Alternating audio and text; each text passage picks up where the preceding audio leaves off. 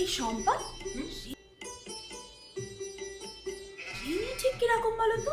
ওই রিমি, ওই পুচকে মেয়েটা কোথা কোথা থেকে কি সব আইডিয়া নিয়ে আসে সব জানো। ভালো মাসি, বলো তো তোমার শম্পা বদিকে কেমন লাগে?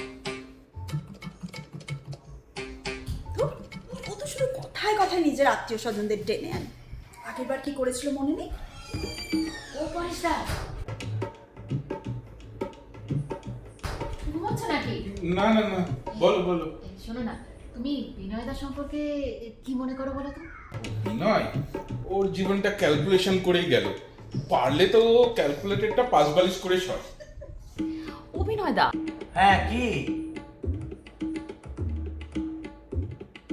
ওই পরেশবাবুকে কি শুনলাম আপনার ব্যাপারে কি সব বলছিল জানো? বলছে আপনি নাকি পাশে ক্যালকুলেটর নিয়ে ঘুমোন। তো এই পরেশবাবু তো?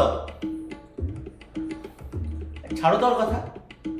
সব জায়গায় লেট করে পৌঁছাবেন আর তারপর লাস্ট মোমেন্ট দিকে সবাইকে বলবেন ঠিক বলেছেন ঠিক বলেছেন। এই ফায়দা হয়েছিল না